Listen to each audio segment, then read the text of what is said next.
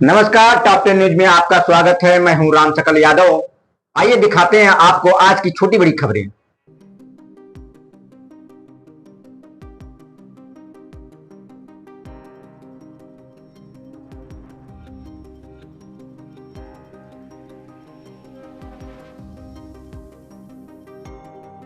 आजमगढ़ के हरिऔध कला केंद्र में आयोजित जन आक्रोश महिला सम्मेलन में उत्तर प्रदेश सरकार के प्रभारी मंत्री एवं कैबिनेट मंत्री अनिल राजभर मुख्य अतिथि के रूप में शामिल हुए। उन्होंने सम्मेलन में उपस्थित महिलाओं को संबोधित करते हुए विपक्षी दलों पर महिलाओं के अधिकार के साथ विश्वासघात करने का आरोप लगाया। मीडिया से बातचीत के दौरान उन्होंने कहा कि 16 और 17 अप्रैल को संसद में महत्वपूर्ण विधेयकों का विरोध कर कांग्रेस, समाजवादी पार्टी, टीएमसी और डीएमके ने देश की आधी आबादी के हित के खिलाफ काम किया है। उन्होंने इसे विपक्ष की महिला विरोधी मानसिकता का स्पष्ट प्रमाण बताया है। उन्होंने कहा कि प्रधानमंत्री नरेंद्र मोदी ने स्पष्ट रूप से कहा है कि नीति निर्माण में महिलाओं की भागीदारी उनका अधिकार है, कोई उपकार नहीं। ऐसे ऐतिहासिक अवसर में बाधा डालने वालों को आने वाले चुनाव में महिलाओं के आक्रोशों का सामना करना पड़ेगा। सम्मेलन में केंद्रीय गृह मंत्री अमित शाह के बयान का उल्लेख करते हुए कहा गया कि परिसीमन से किसी भी राज्य को नुकसान नहीं होगा और दक्षिणी भारत का प्रतिनिधित्व सुनिश्चित करेगा। उन्होंने विपक्ष पर भ्रम फैलाने का आरोप लगाया। राजभर ने समाजवादी पार्टी पर धर्म आधारित आरक्षण की असंवैधानिक मांग उठाने का आरोप लगाते हुए इसे तुष्टीकरण की राजनीति बताया। उन्होंने कहा कि यह प्रक्रिया को टालने का एक बहाना मात्र है। उन्होंने कहा कि भारतीय जनता पार्टी महिलाओं का उनका अधिकार दिलाने और लोकतंत्र को मजबूत करने के लिए प्रतिबद्ध तथा महिला विरोधी ताकतों के खिलाफ संघर्ष जारी रखेगी। प्रेस वार्ता के दौरान मंत्री अनिल राजभर ने विद्युत उपभोक्ताओं के समक्ष स्मार्ट मीटर को लेकर आ रही समस्या पर कहा कि मुख्यमंत्री जी ने जांच टीम का गठन किया है। 2 से 3 में 1-2 दिन में रिपोर्ट आने के बाद जिन उपभोक्ताओं के घर में स्मार्ट मीटर लगा है उनकी समस्या का समाधान किया जाएगा। आजमगढ़ जिले में मुख्यमंत्री सामूहिक विवाह योजना में बड़े पैमाने पर हुई अनियमितता पर जिला के प्रभारी मंत्री ने कहा कि इसकी जांच कमिश्नर स्तर के अधिकारी या फिर जिले के बाहर के अधिकारियों से कराई जाएगी, जिससे कि सच्चाई सामने आ सके। कार्यक्रम में प्रदेश उपाध्यक्ष नीलम सोनकर, जिला अध्यक्ष आजमगढ़ ध्रुव सिंह, अध्यक्ष लालगंज विनोद राजभर सहित कई अन्य पदाधिकारी और बड़ी संख्या में महिला उपस्थित रहीं। स्मार्ट मीटर की लोड और सरकार ने भले अब नए स्मार्ट मीटर नहीं लगा रहे हैं, लेकिन जो लग गए हैं वो एकदम हर परिवार परेशान है इससे। अब बिल्कुल आपकी बात पूरी तरीके से जायज़ है। एक कैबिनेट मंत्री के रूप में मैं उसको स्वीकार भी करता हूं। जनता को परेशानी भी हुई है, इसका संज्ञान श्रद्धेय मुख्यमंत्री जी ने लिया है। अभी बनारस में मीटिंग भी उन्होंने किया और इसको पूरी तरीके से रोकने की बात और जो लग गया है उसको लेकर भी क्या फैसला करना है, एक कमेटी का गठन मुख्यमंत्री जी ने कर दिया है। 1 सप्ताह का समय दिया है। मुझे लगता है कि 1-2 दिन में रिपोर्ट आ जाएगी, तो जो पुराने मीटर भी लगे हैं उस पर भी सरकार एक नई व्यवस्था देने जा रही है। मंत्री जी, जिला पंचायत के बाबू का वीडियो वायरल होता है घूस लेते हुए, इसके बाद भी यहाँ के अधिकारी बोल रहे हैं जांच होगी और कार्रवाई होगी। अभी तक कार्रवाई नहीं किया गया। बिल्कुल हम कार्रवाई कराएंगे। अच्छा मंत्री जी, एक सवाल ये है कि जैसे आजमगढ़ में सामूहिक विवाह जो हुए, इसमें बड़े पैमाने पर जो है घोटाले की जो है बुनियाद रखी गई, लेकिन अधिकारी अभी तक कोई कार्रवाई नहीं कर रहे हैं कर्मचारियों पर जो भी उससे दोषी है। मानकों की अनदेखी की गई है। सर, शासन से लेटर भी अगर देखा जाए तो करोड़ों की लूट हुई है। अभी तो मैं सच सहित बताऊंगा और हमारे डीएम और सीडीओ और डीडीओ इसमें जांच भी बैठती है। दैनिक जागरण में खबर प्रकाशित होती है, पटल पेज पे स्टिंग ऑपरेशन दैनिक जागरण चलाता है। मेरे पास सारे साक्ष्य है। 1,000 जोड़ों की शादी होती है, हमारी जीरो टॉलरेंस की हमारी नीति है सरकार की। और आजमगढ़ में अकेले करोड़ का भ्रष्टाचार हुआ है। 1,000 की शादी का लक्ष्य है, 1,774 शादी कराई जाती है। मेरे पास ये लिस्ट है कि कितना बड़ा घोटाला हुआ है और मतलब करोड़ों का घोटाला हुआ है। पहले हम समाज कल्याण अधिकारी कहता है कि किस विभाग में भ्रष्टाचार नहीं होता। डीएम को हमने वो रिपोर्ट दी, आईडीओ दी स्टिंग ऑपरेशन का। सीडीओ ने कहा ये किसी ने फर्ज किया, फेक है। सुनिए सर मंत्री जी, क्या पहले आप पहले वहां शुरू करो। 2024 में मेहनगर में 2 लड़कियों, नाबालिग लड़कियों की शादी कराई जा। बड़ा घोटाला सामने आएगा, यहाँ के अधिकारियों को हटा। मैं एक सेकंड, आखिरी बात कह के अपनी हम बात को यहाँ रोकेंगे। अब आप सब लोगों ने जो विषय हमारे सामने लाया है उसके लिए मैं आप सबका सबसे आप पहले प्रभारी मंत्री इस नाते संज्ञान में डालेंगे। मैं धन्यवाद करता हूँ इस बात का। दूसरा, सरकार की छवि के साथ खिलवाड़ करने का किसी भी अधिकारी को न कोई हक है, न अधिकार है, न कोई छूट है। आप सब लोग जो बात कह रहे हैं, मैं कमिश्नर के स्तर पर इसकी जांच करा दूंगा और या तो जिला के बाहर की टीम बनाकर हम इसकी जांच करा देंगे और जो भी इसमें शामिल होगा उसके खिलाफ सख्त से सख्त कार्रवाई सुनिश्चित करेंगे।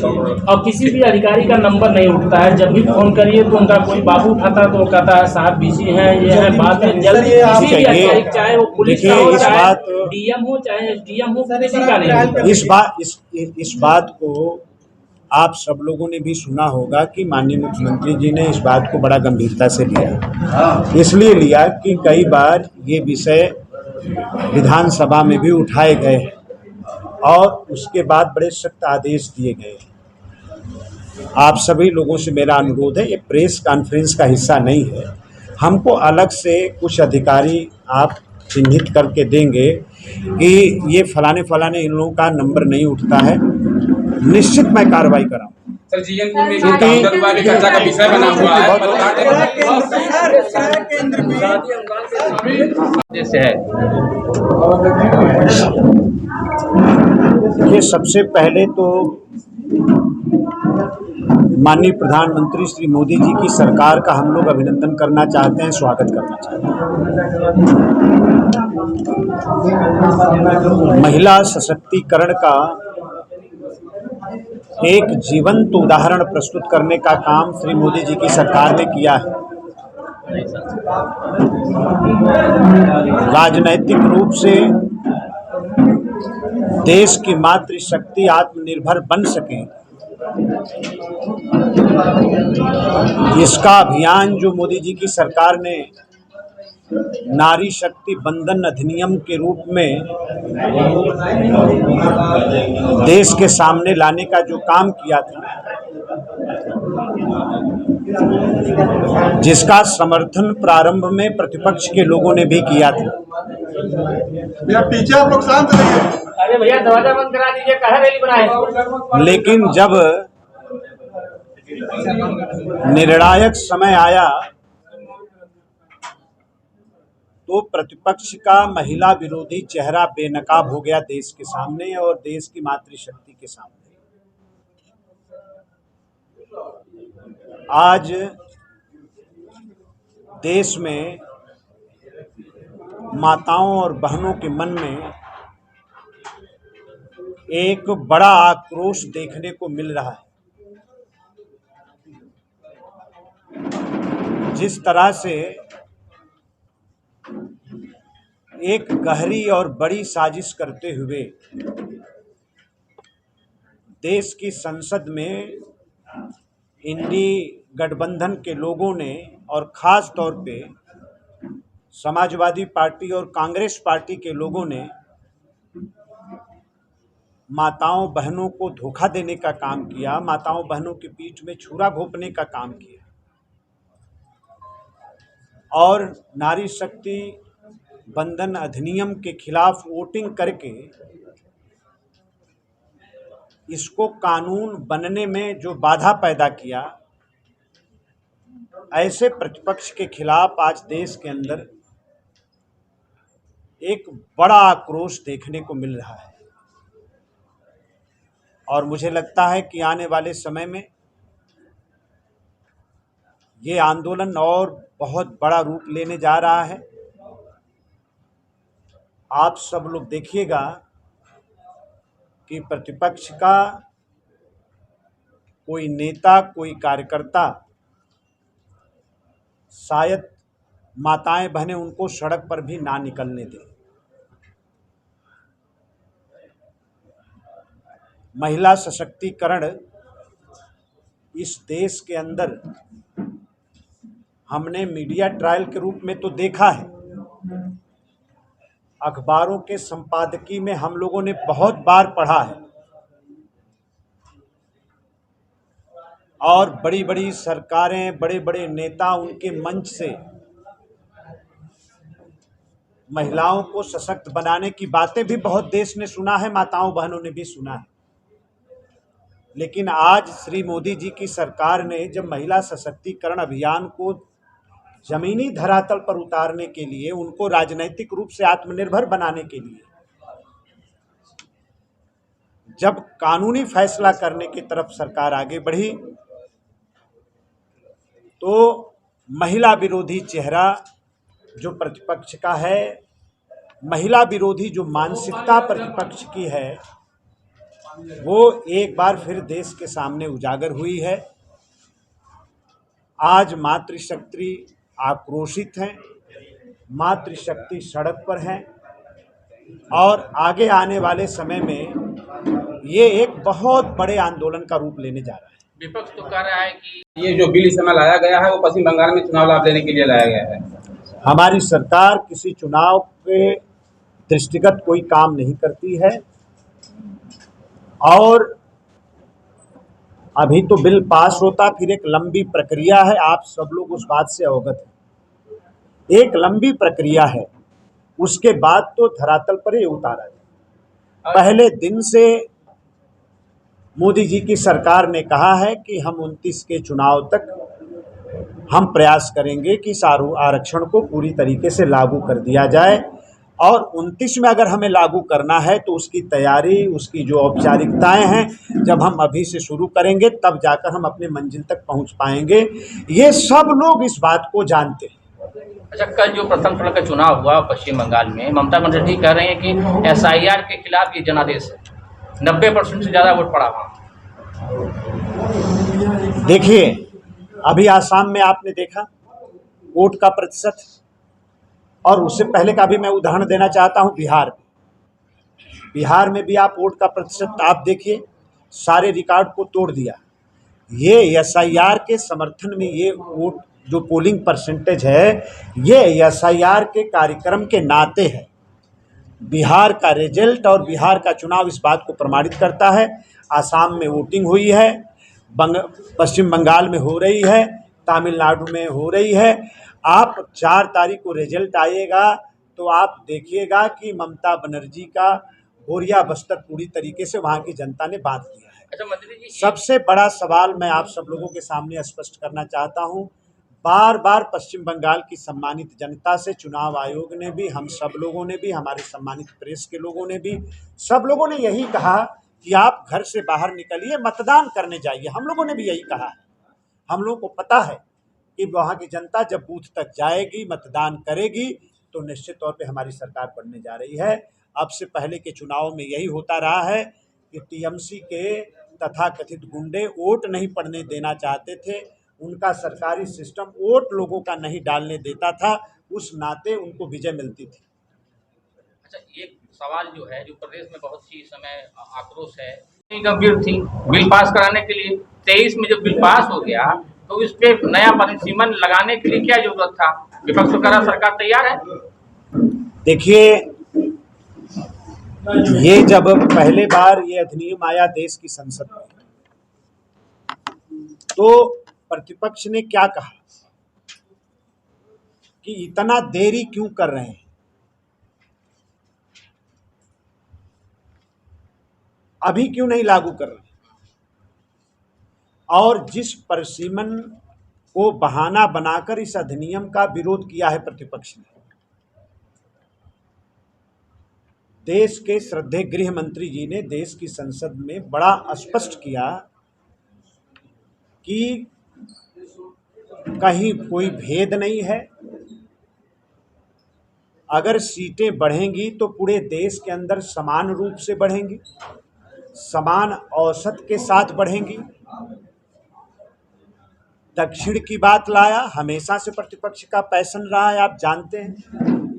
कोई मुद्दा नहीं मिलता है तो देश को उत्तर दक्षिण के रूप में कभी बांटने का प्रयास, तो पूरब और पश्चिम के रूप में बांटने की कोशिश, ये प्रतिपक्ष सदैव से करता रहा।